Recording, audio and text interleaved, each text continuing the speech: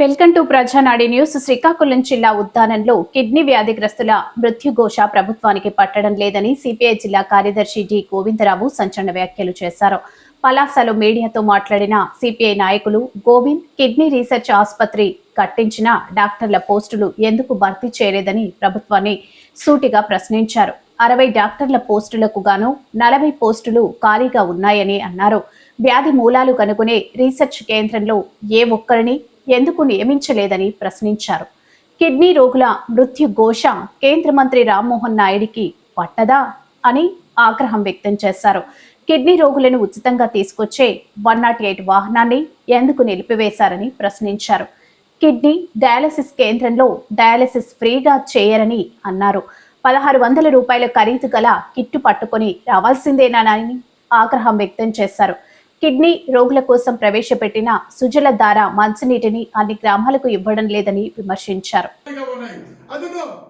మిగిలిన సిబ్బంది అంతా కూడా కాంట్రాక్ట్ పద్ధతిలో ఉన్నారు. అందులో ఉన్న డయాలసిస్ కేంద్రాన్ని నెఫ్రోప్లస్ కి ఇవాళ ప్రైవేటీకరణ చేయడంతోనే ఇవాళ సరైన వైద్య మందులు లేదు, సరైన మందులు అందకుండా అనేక మంది కిడ్నీ వ్యాధిగ్రస్తులు ఈరోజు చనిపోతారు. దీని పర్పస్ ఏంటి?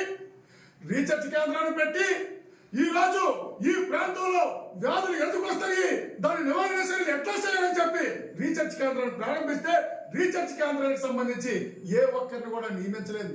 ఇది తీవ్రమైన నిర్లక్ష్యం ప్రభుత్వం. ఇదే మీరు చేస్తున్న అభివృద్ధి అని చెప్పి మేము అడుగుతున్నాం. ఇది మీరు ఎందుకు చేయడం లేదని చెప్పి మేము ప్రశ్నిస్తాం. ఈ రోజు ఇంత మృత్యు ఘోష కిడ్నీ వ్యాధులు పడుతుంటే కేంద్ర మంత్రి రామ్మోహన్ నాయుడు గారికి ఇది పట్టదా అని మేము ప్రశ్నించదలుచుకున్నాం. ఎందుకంటే ఇవాళ కేంద్ర మంత్రిగా ఉన్నారు, మీరు కేంద్రం నుంచి నిధులు తీసుకొని వచ్చి ఈ రోజు ఇక్కడ దానికి సంబంధించి రీసెర్చ్ ని ఎందుకు మీరు ప్రారంభించడం లేదు? ఇది అభివృద్ధి కాదా అని మేము ప్రశ్నిస్తున్నాం. డయాలసిస్ కి వచ్చే పేషెంట్లు అందరినీ 108 లో తీసుకొని వచ్చేవాళ్ళు ఈ రోజు 108 ఆపారు. ఈవేళ అక్కడ నుంచి పేషెంట్లు ఈ డయాలసిస్ కేంద్రానికి రాలేక తీవ్ర ఇబ్బందులు పడతారు. ఎందుకు మీరు 108 ఎత్తారు?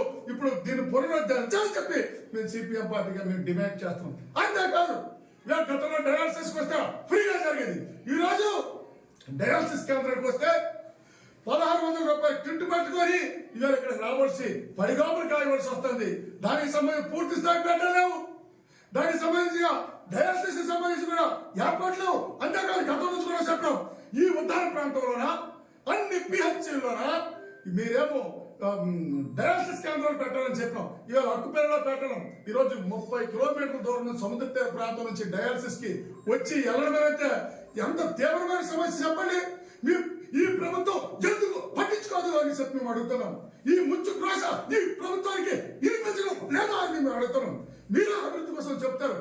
అంతేకాదు సుజలిదారుతోని మీరేమో ఉత్తర ప్రాంతంలో కిడ్నీ బాధిత గ్రామాల్లో మంచినీరు ఇవ్వాలని చెప్పి ఈ పథకం ఉంటే ఇప్పుడు కూడా అన్ని గ్రామాలకి ఆ మంచినీరు అందడం లేదు. గుక్కుడు మంచినీరు ఇవ్వలేనాడు. మీరేమో పరమాన్నం పెడతామని చెప్పి ప్రగల్భాలు పలుకుతారు. మీరేమో అభివృద్ధి కోసము అనేక మాటలు చెప్తా ఉన్నారు. మీరు మంచినీరు ఇవ్వండి మహాప్రభు అని అడిగితే ఈ ఆట కూడా మీరు నీళ్ళు ఇవ్వలేని పరిస్థితి. అందుకోసం రాష్ట్ర ప్రభుత్వం వెంటనే జోక్యం చేసుకుని ఖాళీగా పోస్టులు వెంటనే భర్తీ చేయాలా. డయాలసిస్ కేంద్రాలన్నీ పిహెచ్లో కూడా ఈ ప్రాంతంలో పెట్టాలి. మంచినీరు అన్ని గ్రామాలకి సరఫరా చేయాలి. అదేవిధంగా పెన్షన్ కూడా అందరికి అందే పరిస్థితి లేదు. ఇప్పుడు 6 పాయింట్లు వచ్చే వరకు కూడా పెన్షన్ ఇచ్చే పరిస్థితి లేదు. అందుకోసం అందరూ కూడా పెన్షన్ ఇవ్వాలా. ఇవ్వకపోతే భవిష్యత్తులో పోరాటాలు ఉధృతం చేస్తామని చెప్పి హెచ్చరిక జారీ చేస్తున్నాం.